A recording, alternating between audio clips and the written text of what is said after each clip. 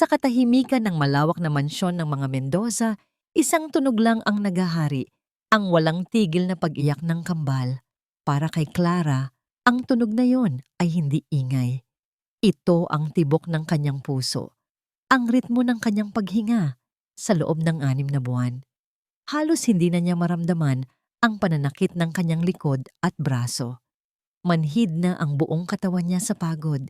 Kanina pa siya nakatayo sa gitna ng malaking nursery, pinapatahan ang 2 sanggol na tila ba may sariling mundo ng kalungkutan. Shh! Tahan na, mga anghel ko. Bulong niya, ang boses ay paos na sa magdamag na pag-awit ng kung ano-anong lullaby. Si Leo ay nasa kaliwang braso niya, habang si Leia naman ay nasa kanan. Ang bigat nila ay parang pabigat na bakal, pero para kay Clara, ito ang bigat na buong puso niyang yayakapin. Napapikit siya sandali. Sinasapo ang alaala ng tulog. Ilang oras na nga ba? 2? 3? O baka naman mga araw na siyang gising, hindi na niya alam. Isang boses na kasing lamig ng marmol na sahig ang bumasag sa kanyang pag-iisip. Hanggang ngayon ba ay hindi mo pa sila mapatan? Napamulat si Clara. Nakatayo sa may pintuan si Doña Esmeralda Mendoza, ang matriarka ng pamilya. Suot nito ang isang sutlang roba at ang kanyang mukha ay walang bakas ng kahit anong emosyon maliban sa matalim na pagkadismaya. Agad na napayuko si Clara. Pasensya na po, ma'am. Medyo mainit po yata ang pakiramdam nila ngayon.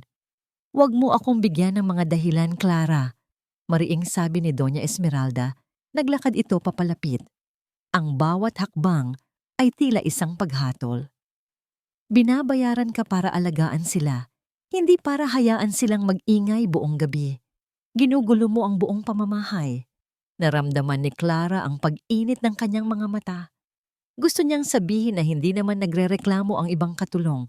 Gusto niyang sabihin na ang mga sanggol ay umiiyak talaga.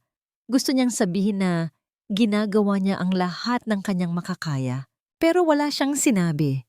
Tumango lang siya. Patawad po, ma'am. Tiningnan ni Doña Esmeralda ang kambal na parang mga estranghero. Walang bakas ng pagmamahal sa kanyang mga mata para sa sarili niyang mga apo. Pagkatapos ay ibinalik niya ang tingin kay Clara. Siguraduhin mong mapapatulog mo na sila. Darating na ang anak ko anumang oras. Ayaw niya ng gulo. Pagkasabi noon ay tumalikod na ito at umalis. Iniwan ang malamig na hangin sa kanyang pagdaan. Naiwan si Clara na nanginginig. Hindi sa takot, kundi sa sama ng loob. Niyakap niya ng mas mahigpit ang kambal. Para sa kanila, titiisin niya ang lahat. Maya-maya pa naririnig niya ang tunog ng makina ng sasakyan sa labas. Dumating na siya. Ang amo, ang ama ng mga batang ito. Si Sir Adrian. Isang pamilyar na kaba ang gumapang sa dibdib ni Clara. Ilang minuto ang lumipas, ang tunog ng sapatos sa sahig. Papalapit. Pamilyar. Ang tunog ng mga sapatos na nagkakahalaga siguro ng buong sahod niya sa 1 taon. Bumukas ang pinto ng nursery. Pumasok si Adrian Mendoza. Matangkad, gwapo, at balot. Sa isang aura ng kapangyarihan at kalungkutan. Ang kanyang mamahaling suit ay wala pa ring gusot kahit hating gabi na. Pero ang kanyang mga mata, laging ganoon. Malalim, malamig, at walang buhay. Hindi siya tumingin sa mga bata. Ang mga mata niya ay dumaan lang sa kanila na parang hindi sila umiiral. Tumingin lang siya kay Clara. Hindi pa rin ba sila tumitigil? Tanong din niya. Ang boses, mas malalim at mas mababa kaysa sa kanyang ina, pero may parehong lamig. Pasensya na po, sir. Sinusubukan ko po. Halos pabulong na sagot ni Clara. Tumango lang si Adrian. Tila ba wala na siyang pakialam sa sagot. Umupo siya sa isang silya sa sulok ng kwarto. Kinuha ang kanyang cellphone at nagsimulang magbasa ng mga email na para bang wala siya sa isang nursery. Na para bang ang pag-iyak ng sarili niyang mga anak ay isang ingay lang sa paligid na sanay na siyang huwag-huwag pansinin. Napabuntong hininga si Clara. Ito ang gabi-gabing eksena. Ang pag-iyak ng kambal, ang panunumbat ni Doña Esmeralda, at ang malamig na presensya ni Adrian Mendoza. Pero ngayon, iba ang pagod ni Clara. Hindi na kaya ng kanyang mga paa. Dahan-dahan, naupo siya sa malambot na carpet sa sahig. Isinandal ang likod sa paanan ng kuna. Inilagay niya ang dalawang unan sa kanyang kandungan at doon maingat na inihiga ang kambal habang patuloy na hinahaplos ang kanilang mga likod. Sinimulan niyang awitin muli ang isang lumang kundiman, ang kantang inaawit sa kanya ng kanyang lola. Isang kanta tungkol sa pag-asa at pag-ibig. Unti-unti, sa wakas, naramdaman niya ang pagkalma ng dalawang maliliit na katawan. Humihina na ang kanilang mga hikbi. Nagiging mahimbing na ang kanilang paghinga. Napangiti si Clara. Isinandal niya ang kanyang ulo sa gilid ng kuna. Ang kanyang mga mata ay nakapikit na. Sobrang pagod. Sobrang antok. Isang huling tingin lang sa mga anghel niya. Isang huling at pagkatapos, nilamon na siya ng dilim. Hindi niya alam kung gaano siya katagal nakatulog. Ang nagpagising sa kanya ay ang pakiramdam na may nakatayo sa tapat niya. Idinilat niya ang kanyang mga mata. Isang matangkad na anino ang bumabalot sa kanya. Si Sir Adrian. Nakatayo ito, hindi na nakaupo sa silya. Ang cellphone na nito ay wala na sa kanyang kamay. Nakatingin ito sa kanya. Hindi. Nakatingin ito sa eksena sa sahig. Sa kanya na nakasandal sa kuna. At sa kambal na mahimbing na natutulog sa kanyang kandungan. Naramdaman ni Clara ang pagbilis ng tibok ng kanyang puso. Lagot. Nakatulog siya sa trabaho. Sa sahig. Ito na siguro ang katapusan niya. Nagmamadali siyang sinubukang bumangon. Pero bago pa man siya makagalaw, nagsalita si Adrian. Hindi galit. Hindi malamig. Isang boses na hindi pa niya narinig mula rito. Isang boses na kakaiba. Umakyat ka sa kwarto mo.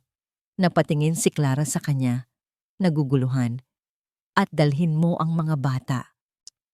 Pagkasara ng pinto ng kanyang master's bedroom, sumandal si Adrian dito at napapikit. Ang kanyang silid ay 3 beses ang laki sa nursery, puno ng mga mamahaling kasangkapan at sining. Malamig, tahimik, walang buhay, kabaliktaran ng eksenang iniwan niya kanina. Ang imahe ni Clara sa sahig ay tila isang litratong nakatatak sa kanyang isipan. Ang paraan ng pagyakap nito sa dalawang kuna, kahit tulog, na para bang poprotektahan nito ang mga bata mula sa anumang panganib. Ang payapang mga mukha ng kambal na sa wakas ay natutulog ng mahimbing sa kandungan ng isang estranghero. Isang estranghero na mas nagpakita ng pagmamahal sa kanila sa loob ng 6 na buwan kaysa sa sarili nilang ama. Isang mahinang pag-ungol ang kumawala sa kanyang lalamunan. Pagsisisi, isang damdaming matagal na niyang ibinaon. Lumakad siya patungo sa kanyang mesa kung saan nakatayo ang isang silver-framed na litrato. Ang litrato ng kanyang asawa, si Isabela. Nakatingin ito sa kanya mula sa litrato. Ang ngiti nito ay kasing liwanag ng araw. Masaya sila noon, puno ng mga pangarap, puno ng buhay. Bago ang lahat ay naging abo, kinuha niya ang litrato. Hinaplos ng kanyang hinlalaki ang malamig na salamin. Bakit mo ako iniwan, Isabela? Halos pabulong niyang tanong sa katahimikan. Bakit mo kami iniwan? Ang kambal. Sila ang buhay na alaala ni Isabela. At yun ang dahilan kung bakit hindi niya sila kayang tingnan. Sa tuwing nakikita niya sila, nakikita niya si Isabela. At sa tuwing nakikita niya si Isabela, nararamdaman niya ang sakit. Ang walang katapusang sakit ng pagkawala. Kaya pinili niyang maging manhid. Ibinaon niya ang sarili sa trabaho. Umuuwi siya ng gabi. Umaalis ng madaling araw. Ginawa niyang parang hotel ang sarili niyang bahay. Isang lugar na tinutulugan lang. Ngayon, nakita niya ang isang bagay na iba. Nakita niya ang isang babaeng pagod na ibinibigay ang lahat para sa mga batang hindi naman niya kaano-ano. Isang babaeng natutulog sa sahig para lang masigurong mahimbing ang tulog ng kanyang mga anak. Kanyang mga anak. Ibinaba ni Adrian ang litrato. Napabuntong hininga siya. Mayroong kumikirot sa kanyang dibdib. Hindi niya alam kung ano ito. Pero alam niyang hindi na niya ito maaaring baliwalain. Kinabukasan, maagang nagising si Adrian. Hindi na niya hinintay ang kanyang personal na valet. Siya mismo ang nag-ayos ng kanyang sarili. Pagbaba niya para sa almusal, naabutan niya ang mga kasambahay na nag-ayos na ng dining hall. Diretso siyang naglakad papunta sa kusina. Ang hepe ng kusinera, si Manang Lolit ay nagulat nang makita siya. "Sir Adrian, magandang umaga po. Kape po, sir?"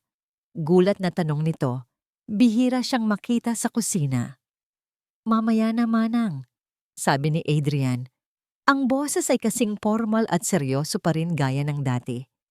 "Maghanda ka ng isang espesyal na almusal." "Para po sa inyo, sir?" Umiling si Adrian. "Para kay Clara." Natigilan si Manang Lolit. Nagkatinginan sila ng isa pang kusinera. Narinig ba nila ng tama? "Para po kay Clara?" Pag-uulit nito, na para bang sinisigurong hindi siya nagkamali ng dinig. "Yes," mariing sagot ni Adrian. Walang bakas ng pag-aalinlangan. "Something nutritious, isang sabaw na masustansya, sariwang prutas at mainit na gatas." She looks exhausted. Hindi na niya hinintay ang sagot ni Manang Lolit. Pagkasabi noon, ay tumalikod na siya at naglakad patungo sa dining hall. Iniwan ang mga kusinera, natulala at nagbubulungan. Umupo si Adrian sa kanyang pwesto sa dulo ng mahabang lamesa. Maya-maya, bumaba na rin ang kanyang ina. Si Doña Esmeralda, mukhang presko at elegante gaya ng dati. "Magandang umaga, hiho." Bati nito. Umupo sa kanyang pwesto sa kanan ni Adrian.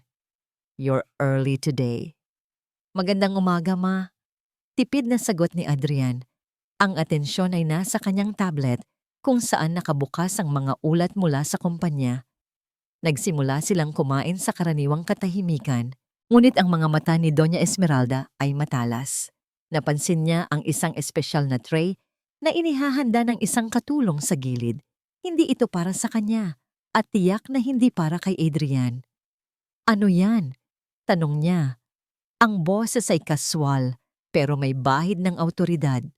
Ang katulong ay natigilan at tumingin kay Manang Lolit para humingi ng tulong. Si Manang Lolit ang lumapit. "Isang espesyal na almusal po, Donya." Magalang na sagot nito. Tinaasan siya ng kilay ni Doña Esmeralda. "At para kanino naman ang espesyal na almusal na yan?" Nagatubili si Manang Lolit. Sumulyap siya kay Adrian na nanatiling nakatingin sa kanyang tablet, tila walang naririnig. "Utos po ni Sir Adrian. Para po kay Clara." Natahimik ang buong dining hall. Maging ang tunog ng mga kubyertos ay tila huminto. Dahan-dahang ibinaba ni Doña Esmeralda ang kanyang tasa ng kape. Ang kanyang muka ay kalmado, pero ang kanyang mga mata ay nagbabadya ng paparating na unos. Isang malamig, mapanuyang ngiti ang dahan-dahang sumilay sa kanyang mga labi. Isang ngiti na hindi kailanman umabot sa kanyang mga mata. "Ganoon ba?" sabi lang niya sa mahinang boses. Hindi na siya muling nagsalita pa hanggang sa matapos ang almusal. Samantala, sa servants' quarters, pagkatapos patulugin muli ang kambal, pagod na naupo si Clara sa maliit na mesa. Ang almusal niya, isang piraso ng malamig na pandesal at isang tasang kape. Para sa kanya, sapat na ito. Biglang isang mas batang katulong ang lumapit sa kanya. Bitbit ang isang tray na puno ng masasarap na pagkain. Ang amoy pa lang ay nakakagutom na. "Clara, para sa'yo daw," sabi ng katulong. Ang mga matay nanlalaki sa pagkamangha. "Sa akin?" Naguguluhang tanong ni Clara. "Kanino galing yan?" Pinabibigay ni Sir Adrian. Parang may kung anong mainit na dumaloy sa buong katawan ni Clara. Si Sir Adrian? Bakit? Inilapag ng katulong ang tray sa harap niya. May mainit na arroz caldo, mga hiniwang mangga at papaya, at isang baso ng mainit na gatas. Hindi niya alam kung ano ang mararamdaman. May kaunting tuwa, kaunting pag-asa, marahil ay napansin ng amo niya ang kanyang pagod. Akmang hahawakan na niya ang kutsara nang isang pamilyar na boses ang pumutol sa sandaling iyon. Huwag mong isipin na dahil sa isang almusal ay espesyal ka na. Napaangat ng tingin si Clara. Nakatayo sa may pintuan ng kanilang kainan si Doña Esmeralda. Nakapamaywang. Ang mga mata ay parang mga punyal na nakatutok sa kanya. Dahan-dahan itong lumapit. Ang bawat hakbang ay mabigat. Tiningnan nito ang pagkain sa tray na may pagkasuklam bago ibinalik ang tingin kay Clara. Ang basura, kahit balutin mo ng ginto, basura pa rin. Ang mga salita ni Doña Esmeralda ay parang lason na kumalat sa buong sistema ni Clara. Ang dating masarap na amoy ng arroz caldo ay naging amoy ng pang-aalipusta. Ang init ng gatas ay naging lamig ng kahihiyan. Hindi niya ginalawang pagkain. Nawalan na siya ng gana. Tumayo siya at dinala ang tray pabalik sa kusina. Sa gitna ng mga nagtatakang tingin ng ibang kasambahay, tahimik niyang inilagay iyon sa lababo. Hindi siya nagsalita. Hindi niya kailangang magsalita. Ang kanyang katahimikan ay sapat ng sagot. Mula sa araw na yon, nagsimula ang isang tahimik na giyera. Ginawa ni Doña Esmeralda ang lahat para gawing impyerno ang buhay ni Clara. Bawat kilos niya ay pinupuna. Ang pagtimpla ng kape, masyadong matamis. Ang paglinis ng sahig, may naiwang alikabok. Ang pag-aalaga sa kambal, masyadong maingay. Palaging may mali. Palaging may kulang. Tiniis ni Clara ang lahat. Para sa kambal, titiisin niya. Para sa sahod na nagbibigay sa kanya ng bubong, sa ibabaw ng kanyang ulo, titiisin niya. Ang mansyon na ito, sa kabila ng lamig ng mga tao dito, ay ang kanyang kuta. Ang kanyang taguan. Isang hapon, habang abala si Clara sa pagpapatulog kay Lea, bigla siyang ipinatawag ni Doña Esmeralda sa sala. Pagdating niya roon, naabutan niya ang lahat ng kasambahay na nakatayo sa isang linya. Ang mukha ng Donya ay maitim sa galit. "Nasaan ang hikaw ko?" tanong nito. Ang boses ay matigas. "Ang perlas na hikaw na regalo pa sa akin ng yumaong asawa ko. Iniwan ko lang yon sa ibabaw ng aking vanity table kaninang umaga. Ngayon, wala na." Walang umimik. Ang takot ay gumuhit sa mukha ng bawat isa. Dahil walang gustong umamin, pagpapatuloy ni Doña Esmeralda, "Wala akong pagpipilian. Kailangan kong kapkapan ang mga gamit ninyo, isa-isa." Ang mga mata nito ay dumapo kay Clara at nanatili doon. "At magsisimula tayo sa'yo." Nanlamig ang buong katawan ni Clara. "Pero ma'am, huwag ka nang magdahilan." Sigaw nito. Halughugin ang kwarto niya. Dalawang katulong, labag man sa kanilang kalooban, ang sumunod sa utos. Si Clara ay naiwang nakatayo sa gitna ng sala. Pakiramdam niya ay hinuhubaran siya sa harap ng lahat. Ang kanyang dignidad ay unti-unting winawasak. Ilang sandali pa, bumalik ang dalawang katulong. Ang isa sa kanila ay may hawak na isang pamilyar na bagay, isang pares ng perlas na hikaw. "Nakita po namin sa ilalim ng unan niya, Donya." Sabi ng katulong, hindi makatingin ng diretso kay Clara. Bumagsak ang panga ni Clara. Hindi akin yan. Hindi ako kumuha niyan." Sinungaling. Angil ni Doña Esmeralda. Lumapit ito at akmang sasampalin si Clara. Ngunit bago pa man dumapo ang palad nito sa kanyang pisngi, isang malakas na boses ang pumigil sa lahat. "Itigil na yan, ma." Lahat ay napalingon sa pinto. Nakatayo doon si Adrian. Kakawilang niya mula sa opisina. Ang kanyang mukha ay seryoso, ang kanyang mga mata ay matalim habang pinagmamasdan ang eksena. Hindi malaman ni Clara kung gaano na siya katagal doon. "Adrian, hiho." Gulat na sabi ni Doña Esmeralda, ibinaba ang kamay. "Itong babaeng ito, nagnakaw siya. Narinig ko." Putol ni Adrian. Naglakad siya papalapit. Hindi siya tumingin kay Clara. Ang mga mata niya ay nakatuon sa kanyang ina. At sa tingin ko, sapat na ang eskandalong ito. Pero nagnakaw siya. Giit ng matanda. Tiningnan ni Adrian ang hikaw. Pagkatapos ay binalingan niya si Clara. Tinitigan siya nito na para bang sinusuri ang kanyang kaluluwa. Naramdaman ni Clara ang panginginig ng kanyang mga tuhod. Ito na.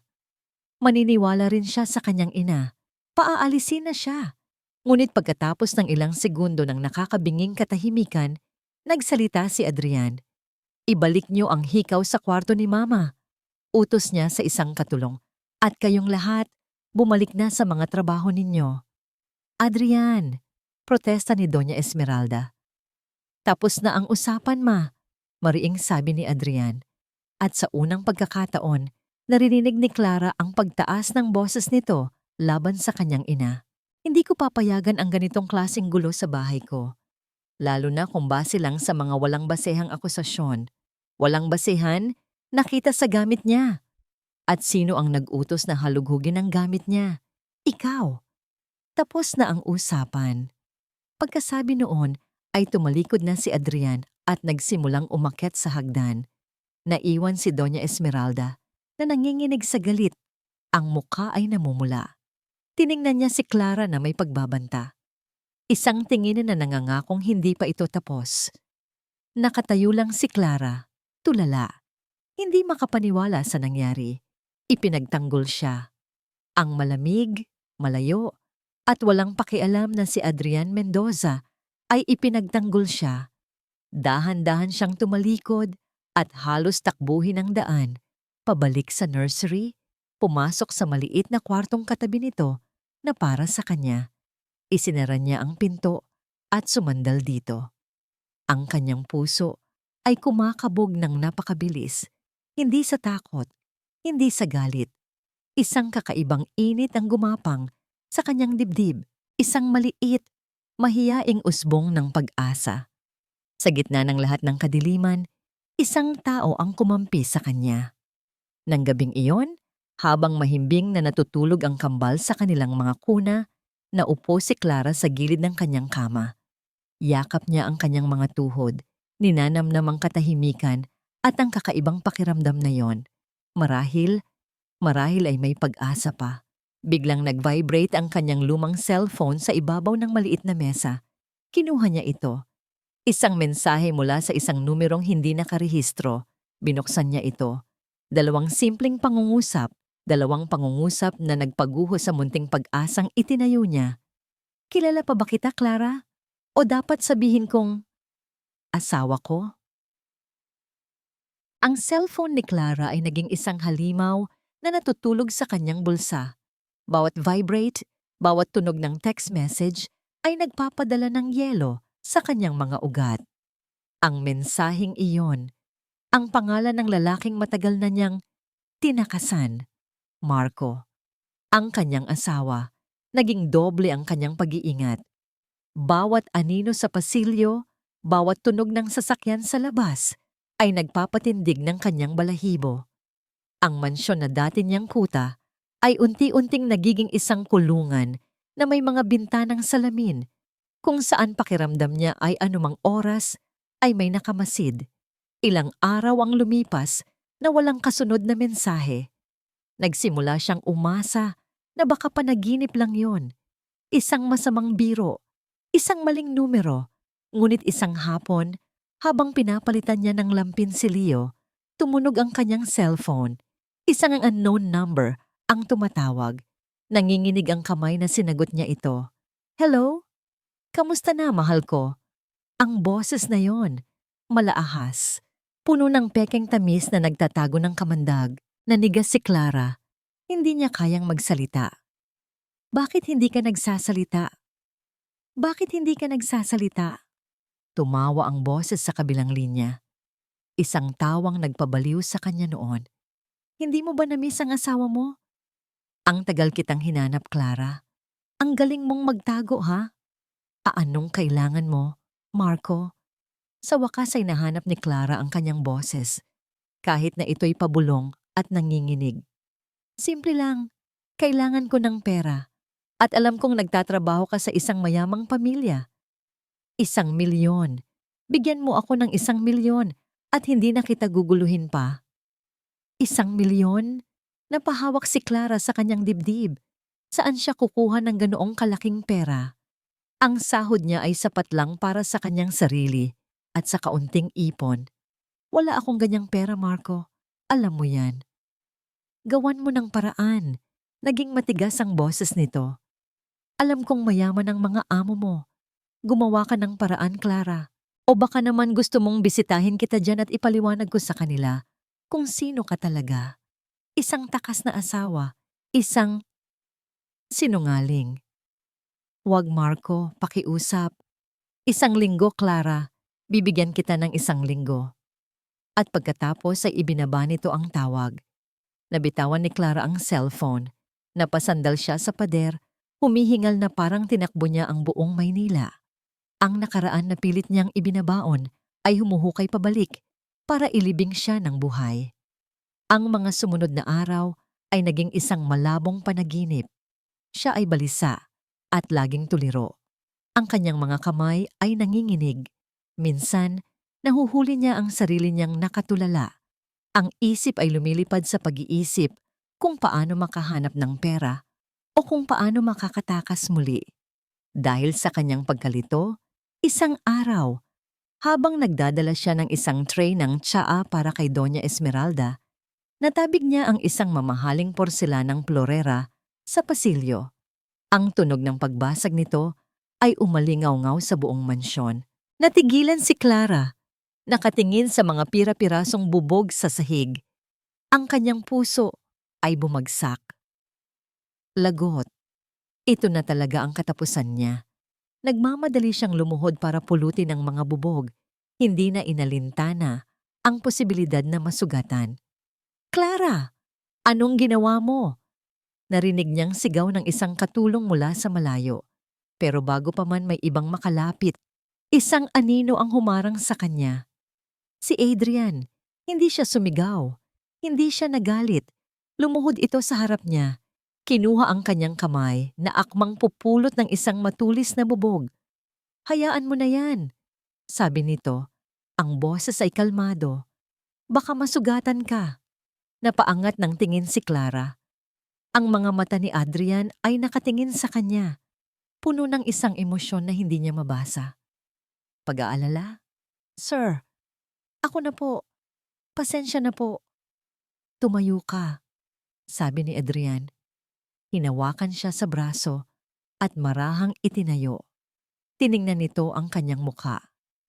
Namumutla ka. May sakit ka ba? Umiling si Clara.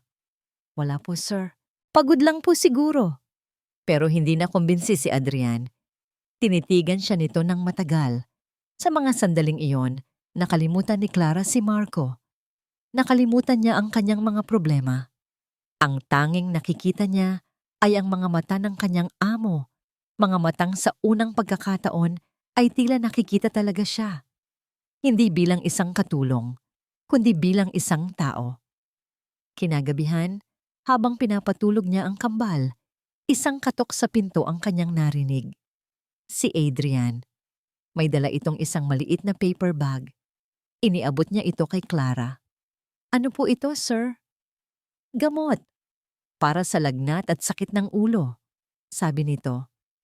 At mga bitamina. Uminom ka niyan. Mukhang kailangan mo. Hindi na niya hinintay ang pasasalamat ni Clara. Tumalikod na ito at umalis. Naiwan si Clara na hawak ang paper bag. Dahan-dahan niyang inilabas ang mga gamot. Isang simpleng bagay, isang simpleng gesture, pero para sa kanya, para sa isang taong nasanay sa pananakit at pagwawalang bahala, ito ay isang malaking bagay.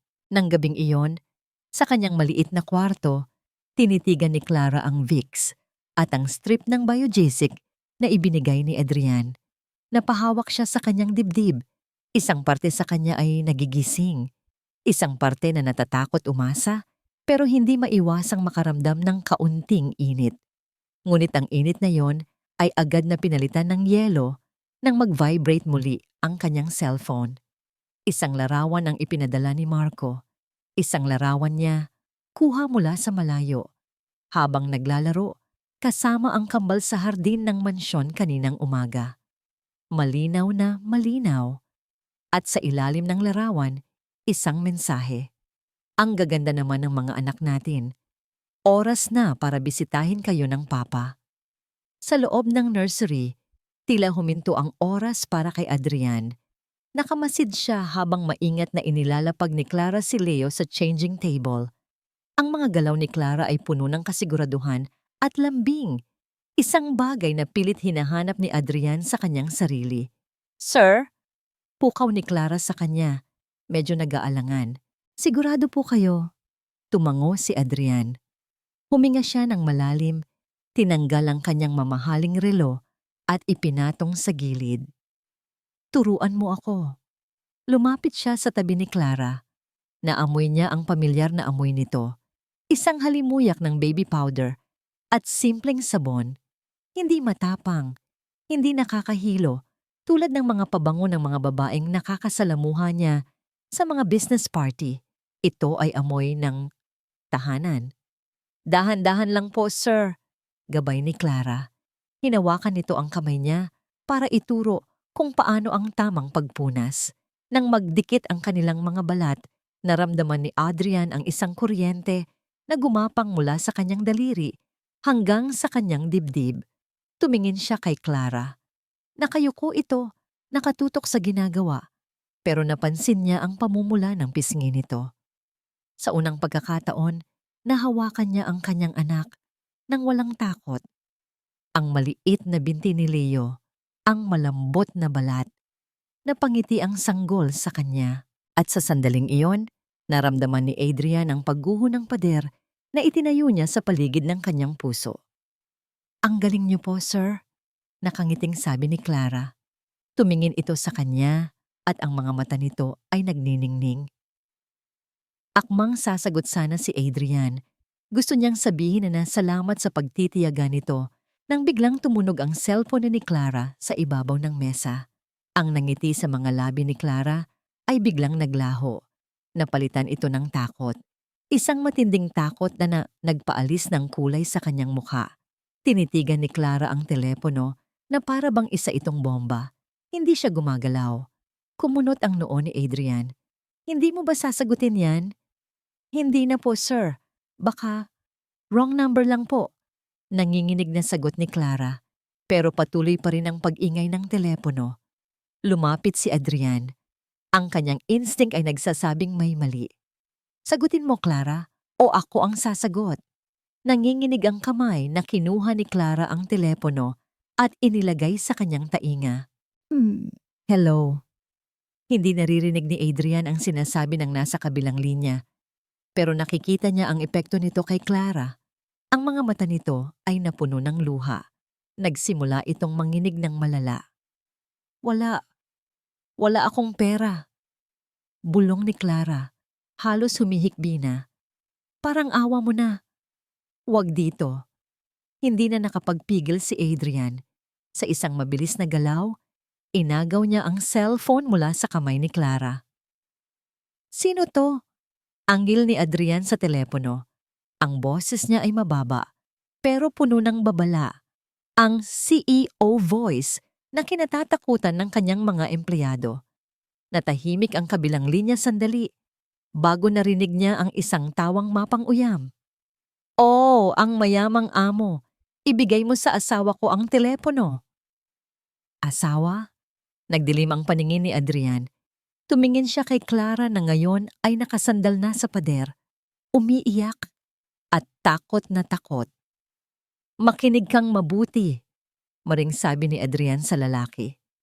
"Hindi ko alam kung sino ka, pero kung guguluhin mo pa ulit si Clara o tatapak ka man lang sa bakuran ng pamamahay ko, sisiguraduhin kong sa kulungan ang bagsak mo.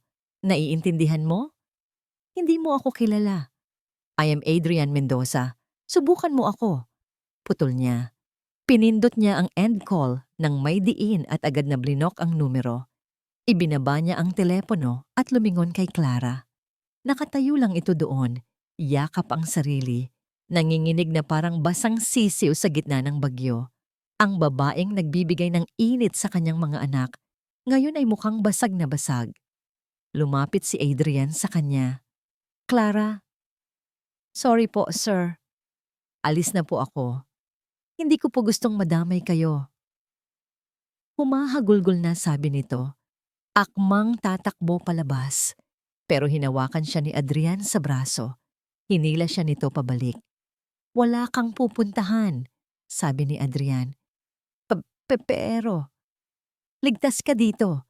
Ligtas ka sa akin, bulong ni Adrian. Tumingala si Clara. Ang mga mata ay puno ng luha. Nakita ni Adrian ang kahinaan, ang takot, at ang pag-asa sa mga mata nito.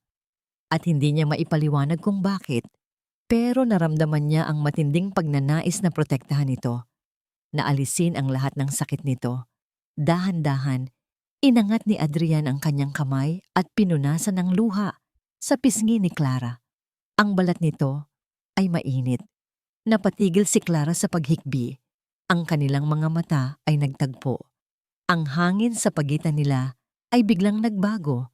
Naging mabigat, naging mapusok. Wala nang nakapagsalita. Yumuko si Adrian dahan-dahan. Binibigyan si Clara ng pagkakataong umiwas. Pero hindi ito umiwas. Pumikit lang ito na tila sumusuko. At doon, sa gitna ng nursery, sa ilalim ng malamyos na ilaw, hinalikan ni Adrian si Clara. Hindi ito mabilis. Ito ay malalim. Puno ng emosyon, puno ng mga salitang hindi nila masabi. Isang halik na nagpapahiwatig ng pangako. Isang halik na gumising sa natutulog na puso ni Adrian. Nakalimutan niya ang mundo. Nakalimutan niya ang nakaraan. Ang tanging alam lang niya ay ang babaeng ito sa kanyang mga bisig. Biglang bumukas ang pinto ng malakas. Walang hiya ka. Napahiwalay silang dalawa na parang napaso. Sa pintuan, nakatayo si Doña Esmeralda. Ang mukha nito ay hindi maipinta sa galit. Ang mga mata ay nanlilisik na parang demonyo. Ma! Sambit ni Adrian, humarang sa harap ni Clara. Sa pamamahay ko pa? Sigaw ng matanda. Nanginginig ang daliri na nakaturo kay Clara. Ahas! Malanding ahas! Ang sigaw ni Doña Esmeralda ay parang kulog na yumanig sa buong nursery. Napakapit si Clara sa braso ni Adrian. Ang kanyang mukha ay halos sumubsob sa dibdib nito sa sobrang takot at hiya. Gusto niyang maglaho. Gusto niyang lamunin siya ng lupa sa sandaling iyon. Ma, tama na, mariing sabi ni Adrian. Hindi siya humiwalay kay Clara. Sa halip, mas hinigpitan pa niya ang hawak sa balikat nito, na parang isang pananggalang laban sa kanyang ina. Tama na? Lalong tumaas ang boses ng matanda. Lumapit ito. Ang mga mata ay nanlilisik sa puot. Sa tingin mo hahayaan ko ang kahalayan na ito sa ilalim ng bubong ko? Sa harap ng mga apo ko? Ikaw babae ka. Lumayas ka ngayon din.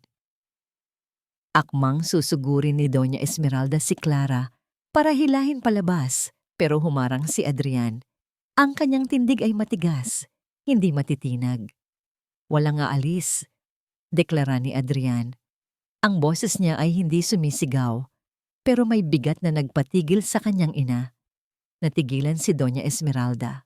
Tiningnan niya ang kanyang anak na parang hindi niya ito kilala. Anong sinabi mo?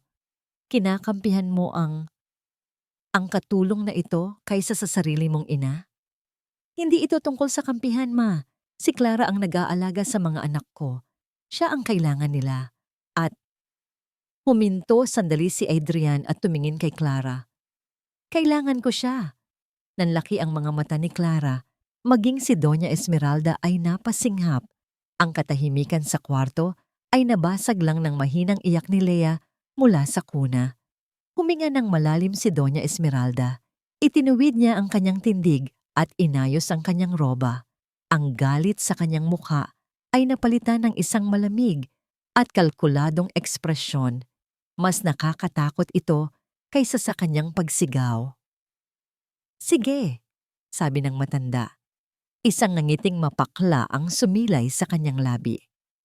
Ikaw ang masusunod sa bahay mo, Adrian. Pero huwag mong kakalimutan.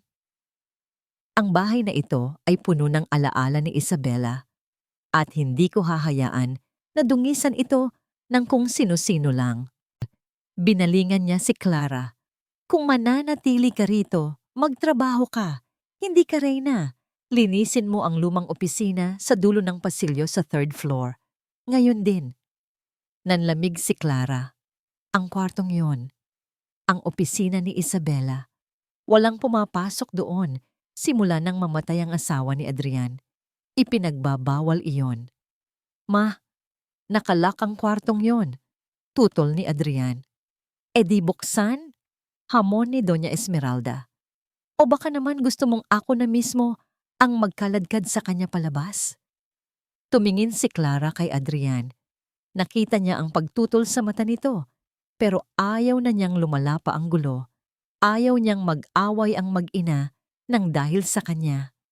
Gagawin ko po, sir, mahinang sabi ni Clara. Kaya ko po.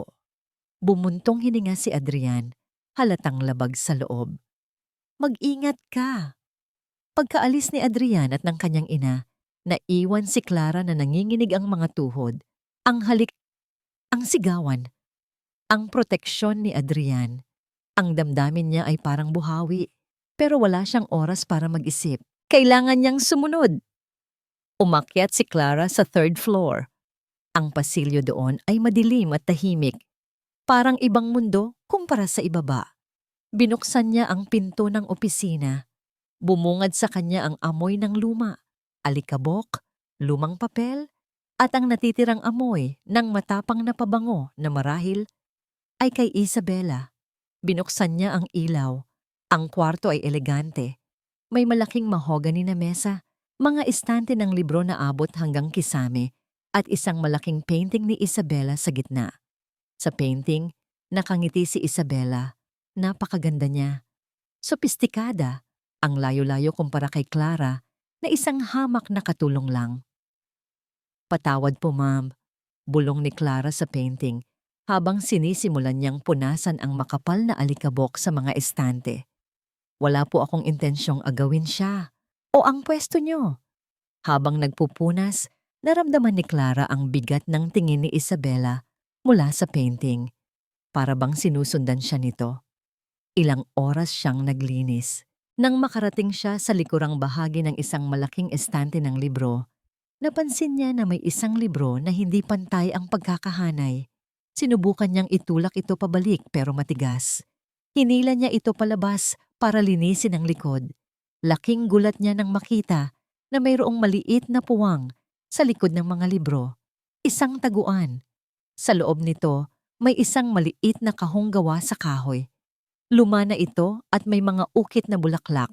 Kumabog ang dibdib ni Clara. Alam niyang hindi niya dapat ito pakialaman. Pero ang kuryosidad ay parang magnet na humihila sa kanya. Dahan-dahan, kinuha niya ang kahon. Wala itong kandado. Binuksan niya ito. Walang alahas, walang pera. Sa loob ay may isang sobre, kulay cream, medyo naninilaw na sa tagal. Ang selyo nito ay hindi pa nabubuksan. Kinuha ni Clara ang sobre. Sa harap may nakasulat sa magandang sulat kamay. Para sa aking Adrian, basahin mo ito kapag wala na ako. Nabitawan ni Clara ang basahan na hawak niya. Sulat ito ni Isabela. Isang huling mensahe na hindi nakarating kay Adrian. Bakit ito nakatago dito? Bakit hindi ito ibinigay sa kanya? Dapat niya itong ibigay kay Adrian. Karapatan nitong malaman. Ito ang huling alaala ng asawa nito. Pero may kung anong bumulong sa isip ni Clara. Isang babala. Ang bigat ng sobre sa kanyang kamay ay parang may dalang masamang balita. Kung ibibigay niya ito, babalik na naman si Adrian sa nakaraan. Sa sakit. Sa alaala ni Isabela. At paano naman siya? Paano naman ang namumuong pagtingin sa kanila? Narinig niya ang mga hakbang sa pasilyo. Papalapit. Mabilis pa sa 4:00, isinilid ni Clara ang sobre sa malalim na bulsa ng kanyang uniforme. Ibinalik niya ang kahon sa taguan at isinalansan ang mga libro. Bumukas ang pinto. Si Adrian. Clara? Tawag nito, nag-aalala. Ayos ka lang ba dito? Kanina ka pa. Napahawak si Clara sa kanyang bulsa. Damang-dama ang init ng papel sa kanyang balat. Ang lihim ng patay ay nasa kanya na ngayon. Pilit siyang ngumiti, kahit na ang puso niya ay parang sasabog sa kaba. Opo sir, patapos na po ako. Kinabukasan din ay nagpasya si Adrian. Hindi na niya kayang tiisin ang nakakasakal na hangin sa mansyon. Ang bawat sulok ay puno ng mata ng kanyang ina, puno ng bulong-bulungan ng mga katulong. Kaya dinala niya si Clara at ang kambal sa rest house ng pamilya sa Tagaytay. Sa biyahe, tahimik lang sila. Pero hindi ito ang nakakabinging katahimikan ng mansyon. Ito ay payapa. Sa rearview mirror, nakita ni Adrian si Clara na nakaupo sa backseat. Karga si Leia habang mahimbing na natutulog si Leo sa car seat. Nakadungaw si Clara sa bintana. Pinapanood ang pagdaan ng mga puno ng pino at ang paglitaw ng Taal Lake. May ngiti sa mga labi nito. Isang ngiting totoo. Napahigpit ang hawak ni Adrian sa manibela. Gagawin niya ang lahat para manatili ang ngiting iyon. Pagdating nila sa rest house, sinalubong sila ng malamig na hangin at amoy ng pine trees. Walang Doña Esmeralda, walang Marco, sila lang. Ang sumunod na 2 araw ay parang isang panaginip para kay Adrian. Sa unang pagkakataon, naramdaman niyang isa siyang ama. Tinuruan siya ni Clara kung paano magpatulog ng bata nang hindi naiinis. Sabay silang nagluto ng hapunan habang naglalaro ang kambal sa sahig ng sala. Tumawa sila. Nagkwentuhan tungkol sa mga simpleng bagay. Ang paboritong kulay ni Clara, ang paboritong pagkain ni Adrian noong bata pa siya. Nakita ni Adrian ang isang buhay na posible. Isang buhay na hindi niya inakalang pwede pa niyang maramdaman matapos mamatay si Isabela. Sa ikalawang gabi, matapos mapatulog ang mga bata, nagyaya si Adrian na tumambay sa veranda. May dala siyang 2 baso ng wine. Ang gabi ay malamig at puno ng bituin. Salamat, sir, mahinang sabi ni Clara nang abutin niya ang baso. Adrian, pagtatama niya. Tumingin siya sa mga mata ni Clara. Kapag tayong 2 lang. Adrian na lang. Namula si Clara at nagbaba ng tingin. Adrian. Ang pagbanggit nito sa pangalan niya ay parang musika. Lumapit si Adrian sa kanya. Hinawakan niya ang kamay nito na nakapatong sa railings ng beranda. Masaya ako na nandito tayo, bulong ni Adrian. Masaya ako na kasama kita. Inaasahan niyang ngingiti si Clara. Inaasahan niyang mararamdaman ulit ang init ng halik nito. Pero hindi. Naramdaman niya ang panginginig ng kamay ni Clara. Ang mukha nito ay hindi masaya. Ito ay balisa. Takot. Kanina pa niya ito napapansin na parang may malalim itong iniisip. Pero ngayon lang niya nakita ang bigat nito. May problema ba? Nag-aalalang tanong ni Adrian. Dahil ba kay Marco? Huwag kang mag-alala. Inaayos na ng abogado ko ang... Hindi! Putol ni Clara. Humarap ito sa kanya. Ang mga mata nito ay nangingilid ang luha. Hindi tungkol kay Marco. Ano yon? Bumuntong hininga ng malalim si Clara, parang humuhugot ng lakas ng loob. Dahan-dahan, dinukot niya ang isang bagay mula sa bulsa ng kanyang cardigan. Isang lumang sobre. Nakita ko ito sa opisina ni Ma'am Isabela nung naglilinis ako. Nanginginig na sabi ni Clara. Alam kong dapat ibinigay ko na ito agad. Pero natakot ako. Natakot ako na masaktan ka ulit. Pero napakabuti mo sa akin, Adrian. Hindi ko kayang maglihim sa'yo. Iniabot niya ang sobre kay Adrian. Tinitigan ito ni Adrian. Agad niyang nakilala ang sulat kamay. Ang elegante at pamilyar na kurba ng mga letra. Para sa aking Adrian, nanlamig ang kanyang buong katawan. Parang may bumuhos na yelo sa kanyang dugo. Kinuha niya ang sobre. Ang papel ay luma na. Pero ang bigat nito ay parang semento. Iniwan ko po kayo muna. Bulong ni Clara. At pumasok sa loob ng bahay, binibigyan siya ng espasyo. Naiwan si Adrian sa dilim Hawak ang boses ng kanyang patay na asawa. Nanginginig ang mga kamay na pinunit niya ang selyo. Binuksan niya ang nakatuping papel at sinimulang basahin sa ilalim ng dim light ng beranda. Mahal kong Adrian, kung binabasa mo ito, ibig sabihin ay wala na ako. At marahil, ito na rin ang huling beses na mamahalin mo ako. Alam kong wasak na wasak ka. Alam kong iniisip mong tayo ang perpektong pamilya, pero hindi ko na kayang dalhin ang sikretong ito sa hukay. Naalala mo noong naghiwalay tayo ng panandalian? Noong panahong lunod ka sa trabaho at lunod naman ako sa kalungkutan. Nagkamali ako, Adrian. Isang malaking pagkakamali. Napahinto si Adrian sa pagbabasa. Kumabog ang dibdib. Kumabog ang dibdib niya ng malakas. Anong ibig sabihin nito? Ipinagpatuloy niya ang pagbabasa. Ang bawat salita ay parang kutsilyong humihiwa sa kanyang puso. Nang malaman kong buntis ako sa kambal, akala ko ay himala. Akala ko ito na ang sagot para maayos tayo. Pero noong ipinanganak sila, noong nakita ko ang resulta ng DNA test na palihim kong ipinagawa, gumuho ang mundo ko. Heteropaternal superfecundation, isang bihirang pangyayari kung saan ang kambal ay may magkaibang ama. Nanlaki ang mga mata ni Adrian. Nabitiwan niya ang baso ng wine. Nabaso ito sa sahig, pero hindi niya narinig ang tunog. Ang tanging naririnig niya ay ang ugong sa kanyang tainga, si Lea. Siya ay dugo mo at laman. Siya ay Mendoza. Pero si Leo ay anak ni Ricardo Vargas, ang lalaking naging sandalan ko noong wala ka. Patawad, Adrian. Patawad dahil naging duwag ako. Patawad dahil pinapaniwala kita sa isang kasinungalingan. Sana mapatawad mo pa rin ang mga bata. Wala silang kasalanan. Nagmamahal, Isabela. Bumagsak ang kamay ni Adrian. Ang papel ay nilipad ng hangin sa sahig. Si Ricardo Vargas, ang mahigpit niyang karibal sa negosyo, ang lalaking kinamumuhian niya. At si Leo, ang batang lalaking kanina lang ay karga-karga niya. Ang batang lalaking kamukhang-kamukha daw niya, sabi ng ina niya, ay anak ng kaaway niya. Isang tawa ang kumawala sa bibig ni Adrian. Isang tawa na walang halong saya. Tawa ng isang taong nababaliw na sa sakit.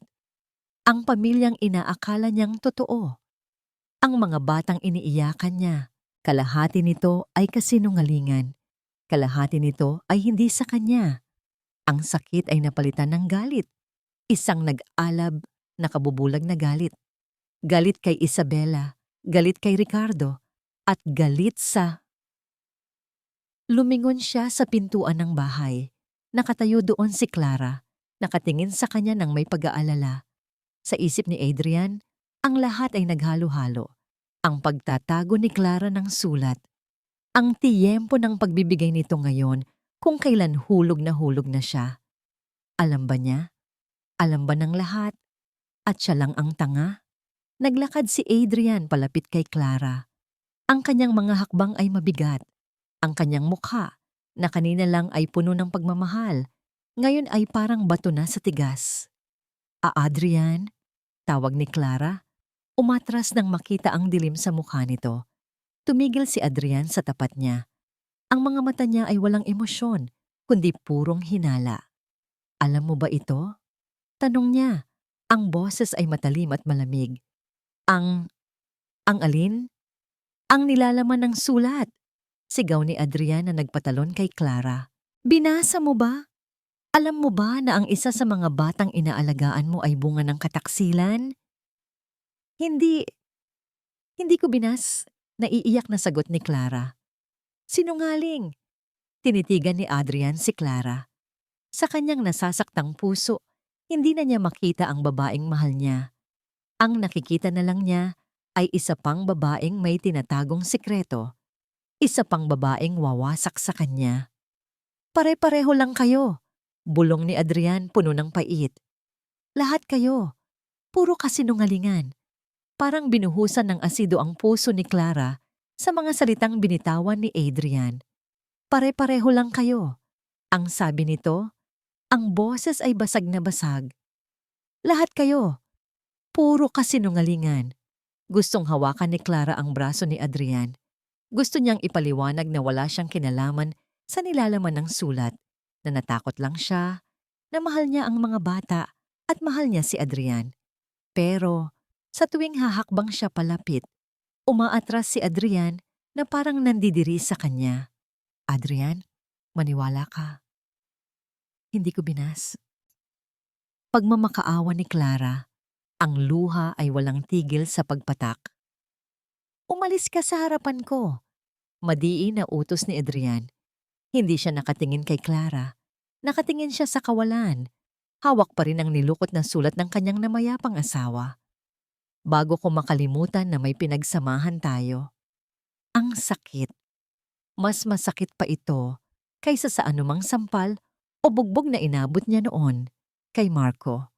Dahil ang sakit na ito ay galing sa taong nagbigay sa kanya ng pag-asa. Akmang magsasalita pa sana si Clara nang biglang may matinding liwanag ng headlights ang tumagos sa glass door ng beranda. Isang sasakyan ang huminto sa labas ng rest house. Kumunot ang noo ni Adrian. Wala siyang inaasahang bisita. Bumukas ang pinto ng rest house ng padabog. Pumasok ang malamig na hangin, kasabay ng isang pamilyar na tunog ng takong ng sapatos. Well, well, well. Bati ng isang boses na puno ng mapanganib na tuwa. Mukhang tama ang timing namin. Si Doña Esmeralda. Nakatayo ito sa may pintuan. Suot ang isang mamahaling coat. Pero hindi siya nag-iisa.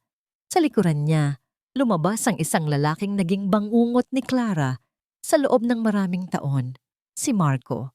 Nanlaki ang mga mata ni Clara. Nanigas ang kanyang buong katawan. Marco? Ngumisi si Marco. Isang ngising nagpapalabas ng lahat ng demonyo sa isip ni Clara.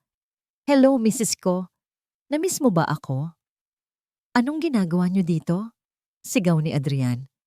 Humarang siya sa pagitan nila at ni Clara. Kahit nagalit siya rito. Paano niyo nalaman ang lugar na ito?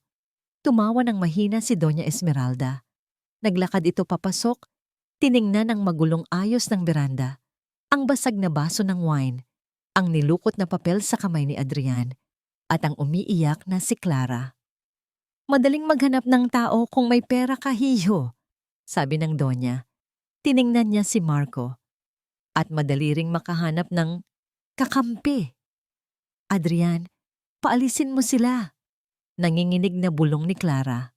O Clara, sabad ni Marco, naglakad ito palapit kay Adrian na parang magkakilala sila. Huwag ka nang magkaila. Sinabi ko na kay Ma'am Esmeralda ang lahat. Tumingin si Marco kay Adrian. Pasensya na, sir. Ang asawa ko kasi, magaling talaga yang umarte. Ang usapan namin, papasok siya dyan para kumuha ng pera. Alam mo na, pambayad sa utang. Hindi ko naman alam na pati puso niyo na nakawin niya. Parang sinaksak si Clara. Hindi totoo yan, sinungaling ka. Ako pa ang sinungaling. Umiling-iling si Marco na parang dismayado. Sino ba ang nagtago ng pangalan niya? Sino ang nagtago na may asawa siya? Di ba ikaw? Binalingan ni Doña Esmeralda si Adrian. Nakikita mo na ba, Adrian? Ito ang babaeng ipinagtanggol mo sa akin?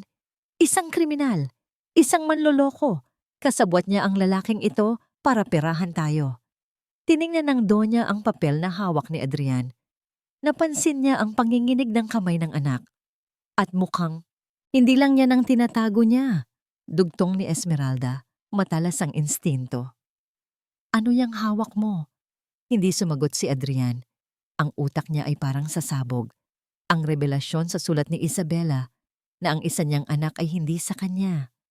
Ang pagtatago ni Clara ng sulat. At ngayon, ito, nakasabwat pala ni Clara ang lalaking tumatawag sa kanya. Lahat sila nagsisinungaling. Lahat sila ginagamit lang siya. Adrian, hindi totoo yan. Humagulgol si Clara. Lumuhod siya sa paanan ni Adrian at hinawakan ang kamay nito. Maniwala ka sa akin. Wala kaming plano. Tumatakas ako sa kanya dahil sinasaktan niya ako. Mahal kita, Adrian.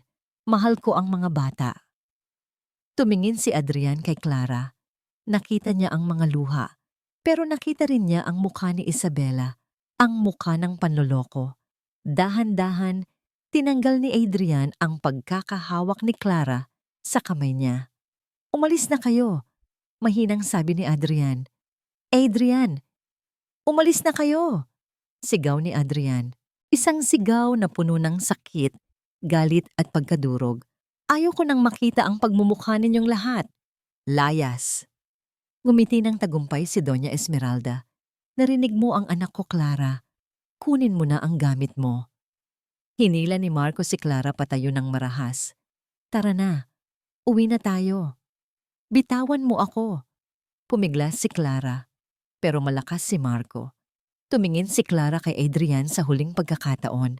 Umaasa na baka lingunin siya nito, na baka ipagtanggol siya nito tulad ng dati. Pero nakatalikod na si Adrian, nakatingin sa dilim ng gabi sa labas ng bintana. Ang likod nito ay matigas, hindi matitinag. Wala nang nagawa si Clara. Tumakbo siya papasok sa kwarto kung saan natutulog ang kambal. Sa mabilis na sandali, hinalikan niya sa noo si Lea. Pagkatapos ay si Leo. "Mahal na mahal ko kayo." Bulong niya sa pagitan ng mga hikbi. "Patawarin niyo si Nanay Clara." Kinuha niya ang kanyang maliit na bag. Wala na siyang ibang dala. Paglabas niya, naghihintay si Marco at Esmeralda. "Ihahatid na kita sa sakayan," sabi ni Marco na may nakakalokong ngiti. Hawak ang braso niya ng mahigpit. Pero sa labas ng pinto, buong lakas na tinapakan ni Clara ang paa ni Marco at tumakbo. Tumakbo siya sa dilim, sa gitna ng malamig na hangin ng Tagaytay. Hindi siya hahayaang makuha muli ni Marco. Kahit saan, huwag lang sa impyernong yon. Hindi siya hinabol ni Marco, marahil dahil nakuha na nito ang bayad mula kay Esmeralda. Naiwan ang rest house sa katahimikan.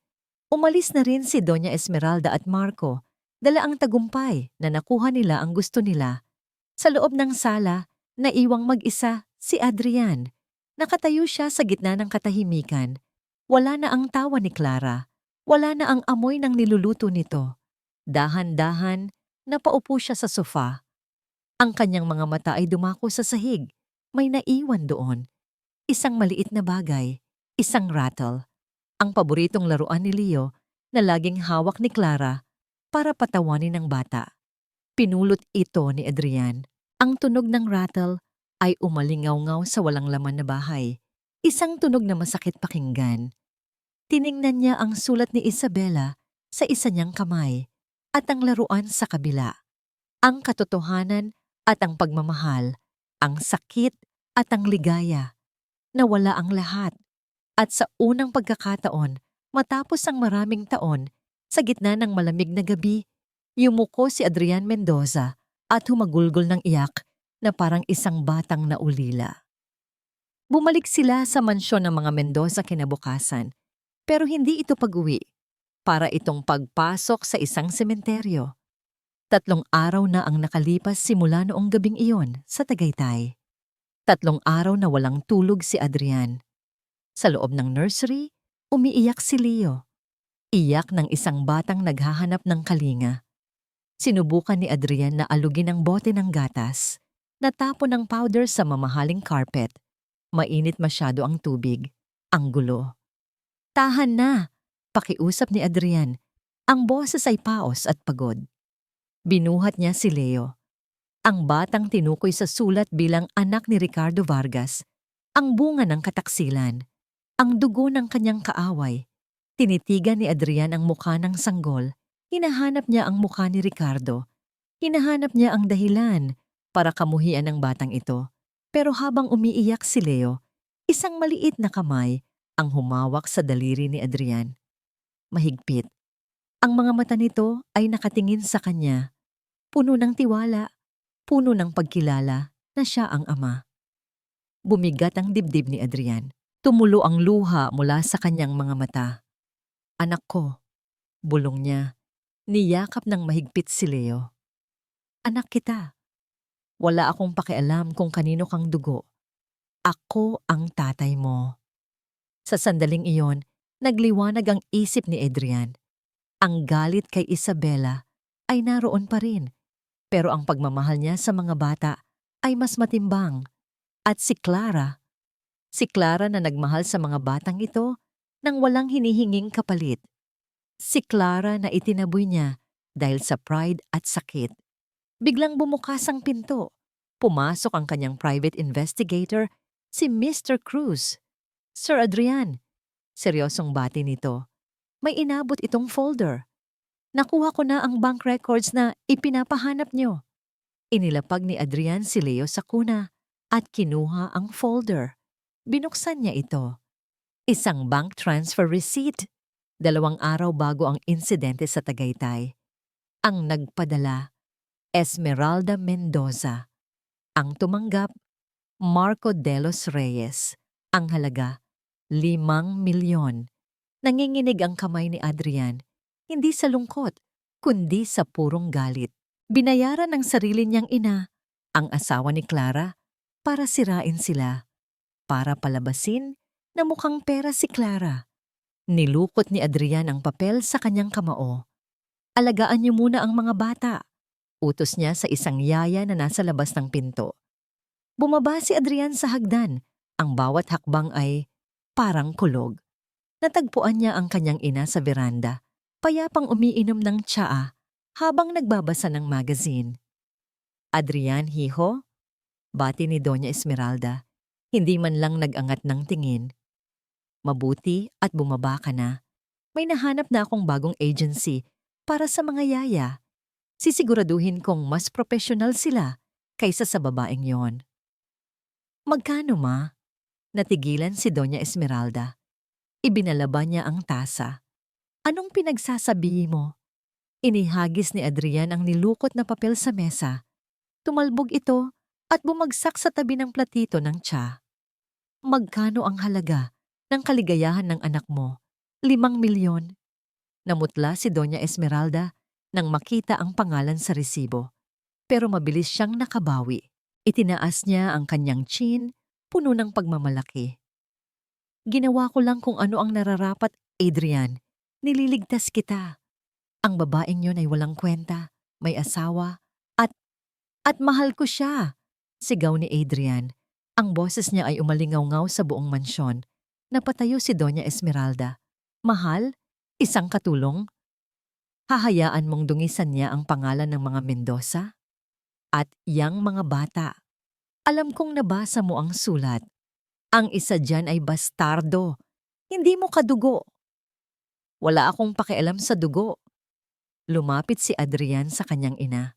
Sa unang pagkakataon, nakita ni Esmeralda ang takot sa sarili niyang anak. Hindi takot sa kanya, kundi takot na mawala ang tunay na mahalaga. Hindi dugo ang bumubuo ng pamilya, ma. Mariing sabi ni Adrian, ang boses ay nanginginig sa emosyon. Pag-ibig. Pag-ibig ang bumubuo sa pamilya. Isang bagay na hindi mo kailanman naintindihan dahil mas mahal mo ang pera at reputasyon kaysa sa sarili mong anak. Adrian, bawiin mo ang sinabi mo, banta ni Esmeralda. Kapag umalis ka para habulin ang babaeng yon, kalimutan mong may ina ka. Tatanggalan kita ng mana. Tumawa ng mapakla si Adrian. Isaksak mo sa baga mo ang pera mo, ma. Aanhin ko ang yaman kung ang kapalit naman ay maging kasing lamig at kasing lungkot mo. Tumalikod si Adrian at naglakad palabas. Saan ka pupunta? Sigaw ng ina. Sa pamilya ko, sagot ni Adrian nang hindi lumilingon. Sa tunay kong pamilya. Pagkasakay niya sa kotse, tinawagan niya ulit si Mr. Cruz. Nasaan siya? Tanong ni Adrian habang pinapaandar ang makina. Na-trace namin ang huling location ng cellphone ni Marco, sir. Nasa isang karinderya sa May Santa, Rosa. Mukhang sinusundan niya pa rin si Ma'am Clara. Papunta na ako. Bumuhos ang malakas na ulan habang binabagtas ni Adrian ang highway. Ang wipers ng sasakyan ay halos hindi kayanin ang lakas ng buhos ng tubig. Mabilis ang patakbo niya. Wala siyang pakialam. Ang nasa isip lang niya ay si Clara. Ang takot sa mga mata nito nung itinaboy niya ito. Ang sakit na idinulot niya. Patawarin mo ako, Clara. Parang awa mo na. hintayin mo ako. Pagkalipas ng 1 oras, nakarating siya sa address na ibinigay ng imbestigador. Isa itong maliit at madilim na karinderya sa gilid ng kalsada, malapit sa isang bus terminal. Inihihinto ni Adrian ang sasakyan. Sa loob ng karinderya, nakita niya si Clara. Naka-apron, nagpupunas ng mesa, payat na payat ito. At sa isang sulok, nakaupo si Marco, umiinom ng beer. Biglang tumayo si Marco at hinila si Clara sa braso. Nakita ni Adrian ang pagpupumiglas ni Clara. Nakita niya ang takot sa mukha nito nang akmang sasampalin ito ni Marco. Nagdilim ang paningin ni Adrian. Hindi niya pinatay ang makina. Mabilis siyang bumaba ng sasakyan. Hindi alintana ang malakas na ulan na agad bumasa sa kanyang damit. Tumakbo siya papasok sa karinderya. Ang kanyang mga kamao ay nakakuyom, handang pumatay kung kinakailangan. Bitawan mo siya! Ang sigaw ni Adrian ay humalo sa tunog ng kulog. Lumingon si Marco. Gulat sa biglaang pagpasok ng basang-basang si Adrian. Sa sandaling paglingon na yon, nakabitaw siya kay Clara. Hindi nag-aksaya ng panahon si Adrian. Isang malakas na suntok ang pinakawalan niya, diretso sa panga ni Marco. Bumagsak ang lalaki sa sahig, tumama ang likod sa isang monoblock chair. Nagtilian ang ilang kumakain sa karinderya. Napahawak si Clara sa kanyang bibig, nanginginig ang buong katawan. Adrian! Tumayo si Marco, pinahid ang dugo sa gilid ng labi. Ngumisi ito nang makilala kung sino ang sumuntok sa kanya. Aba, ang lover boy. Sumugod pa talaga sa ulan. Susugurin sana ni Marco si Adrian. Akala niya ay mahina ang mayamang ito. Pero sinalubong siya ni Adrian ng isa pang suntok sa sikmura. Napaluhod si Marco, namimilipit. Hinawakan ni Adrian ang kwelyo ng damit ni Marco at idiniin ito sa pader. Ang mukha ni Adrian ay pulahan sa galit. Ang mga ugat sa leeg ay lumalabas. Makinig kang mabuti, bulong ni Adrian, pero rinig na rinig ang diin ng bawat salita. Alam ko ang tungkol sa 5 milyon. Alam ko ang transaksyon yun ng nanay ko. Nanlaki ang mga mata ni Marco. Nawala ang angas sa mukha nito. Nasa labas ang mga pulis kasama ng abogado ko. Pagsisinungaling ni Adrian, bagaman totoo na parating na sila. May 2 choice ka. Lalabas ka sa pintong yan, tatakbo ng malayo, at hindi na magpapakita kailanman. O hihintayin nating mabulok ka sa kulungan dahil sa extortion at blackmail? Tumingin si Marco sa pinto. Pagkatapos ay kay Adrian. Nakita niya na seryoso ito. Wala na ang perang inaasahan niya. Wala na ang alas niya. Itinulak ni Adrian si Marco palayo. Layas. Hindi na nagdalawang isip si Marco. Mabilis itong kumaripas ng takbo palabas ng karinderya. Nilamon ng dilim at ulan. Dala ang kanyang kasakiman. Naiwan si Adrian na humihingal. Ang kanyang mga kamao ay masakit, pero wala siyang pakialam. Dahan-dahan siyang lumingon kay Clara. Nakasandal si Clara sa counter, yakap ang sarili, nanginginig at umiiyak. Ang apron nito ay marumi.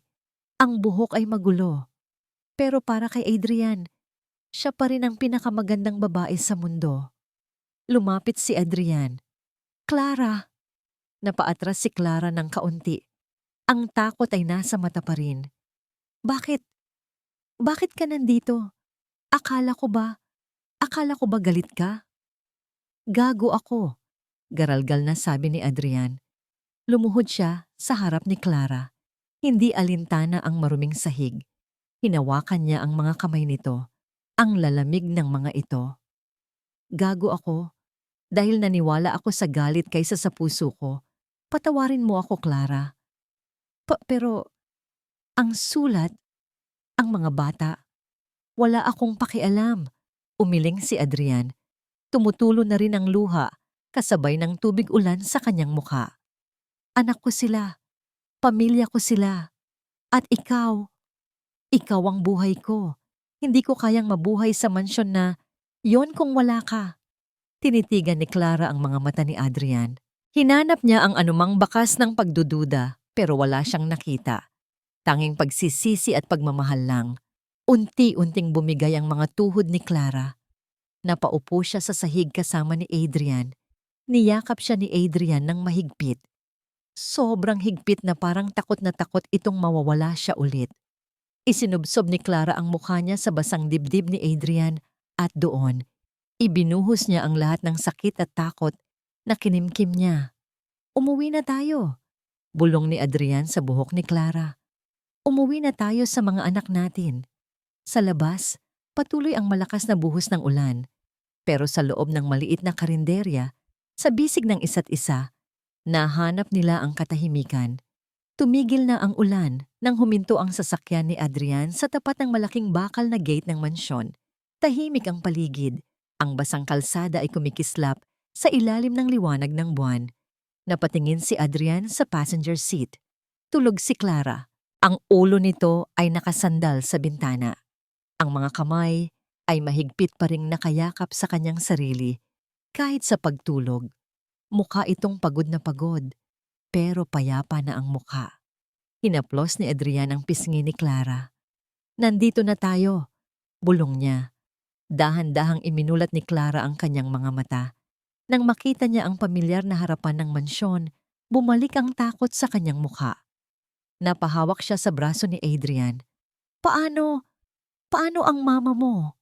Mahinang tanong nito. Hinawakan ni Adrian ang kamay niya at hinalikan ito. Ako ang bahala. Tandaan mo, hindi ka nakatulong dito. Ikaw na ang may-ari ng bahay na ito. Ikaw ang may-ari ng puso ko. Huminga ng malalim si Clara at tumango. Sabay silang bumaba ng sasakyan at pumasok sa main door. Gaya ng inaasahan, naghihintay si Doña Esmeralda sa grand staircase. Nakatayo ito doon na parang isang reyna na nagbabantay sa kanyang kastilyo.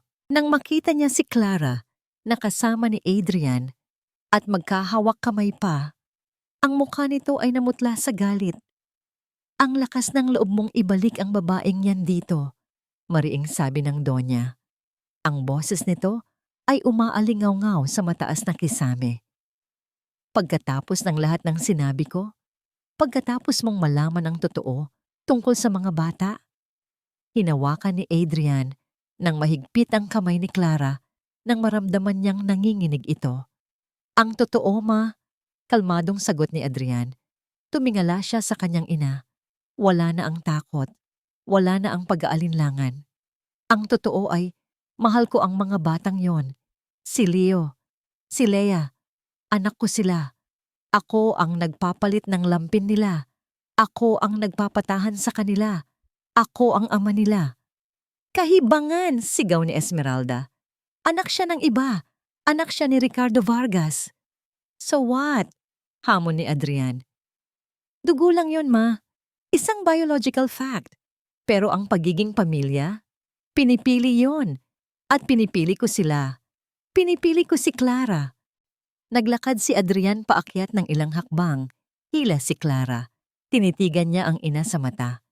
Ito ang desisyon ko. Kung hindi mo kayang tanggapin si Clara at ang mga bata bilang pamilya ko, malaya kang umalis sa mansyon na ito. Ipagpapagawa kita ng sarili mong bahay kung saan mo gusto. Pero hindi ko hahayaan na lasunin mo pa ang pamamahay na ito ng iyong puot. Natigilan si Doña Esmeralda. Napaatras ito. Sa buong buhay niya, siya ang nasusunod.